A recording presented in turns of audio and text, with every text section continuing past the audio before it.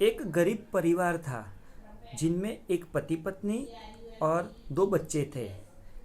उनका ये मानना था कि काफ़ी दिनों से उनका ये सपना था कि हमारा एक मकान हो, जिनके लिए उन्होंने काफ़ी कई सालों तक दिन रात लगातार मेहनत मजदूरी की।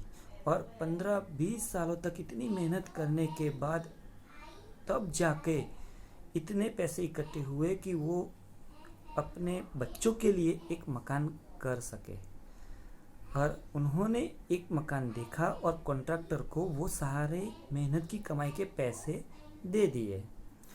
अभी उन्होंने जब कॉन्ट्रैक्टर को घर में रहने के बारे में पूछा तो कॉन्ट्रैक्टर ने हर बार वो डिले करता रहता था।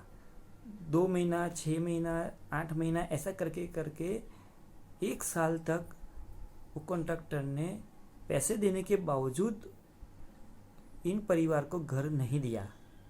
ऐसे 100 परिवार थे जिनको इस कॉन्ट्रैक्टर ने 1 साल से पैसे लेने के बावजूद घर नहीं दिया। अभी सारे परिवार वाले, मुखिया, बच्चे, पति पत्नी सब निराश थे कि हमने इतने सालों तक मेहनत की, मजदूरी की, धन कमाया, आखिरकार घर हो गया, फिर भी हमें रहने के लिए और 1 साल से हम अभी भी हम इंतज़ार कर रहे हैं। तो सारे परिवार काफ़ी दुखे थे। इसमें से क्या होता है, दूसरे दिन अचानक उस गांव में जहाँ पे ये नए मकान बने थे, 100 मकान, वो सारे मकान कुदरती आपदा में भूकंप आने की वजह से पूरे गिर गए। और जब ये परिवार वो मकान को गिरते हुए देखते हैं तो सभी 100 में से 99 परिवार वाले लोग बड़े रोते हैं कि यार ये क्या हो गया हमारे साथ।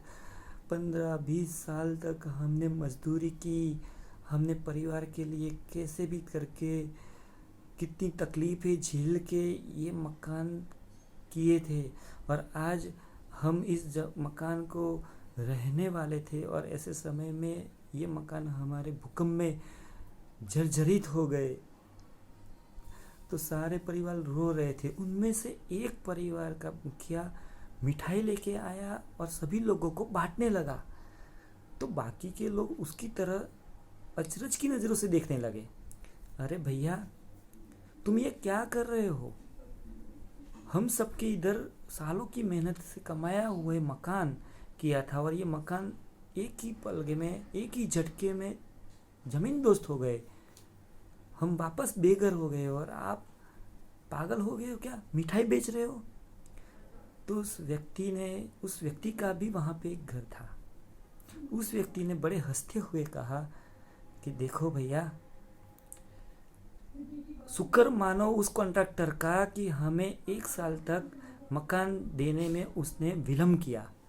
सोचो कि उसने विलम्ब नहीं किया होता और हमें मकान मिल गया होता तो आज मकान तो नहीं रहते, लेकिन साथ साथ में हम भी नहीं बचते और हमारा परिवार भी मकान के साथ उनकी भी मृत्यु हो जाती। तो मैं इसलिए खुश हूँ कि भले ही मकान न रहा, लेकिन हम और हमारा सारा परिवार के साथ हम जिंदा और सुरक्षित और सलामत तो है।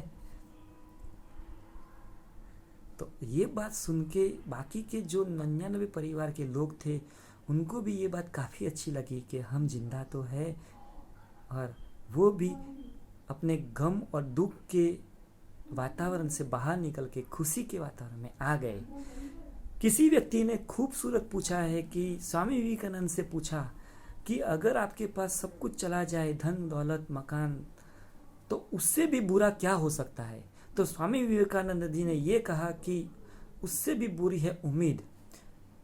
वो उम्मीद कि जिसके बल पे आप ये सब कुछ वापस हासिल करने की काबिलियत रख सकते हो, उस उम्मीद को खोना सबसे बुरी बात है।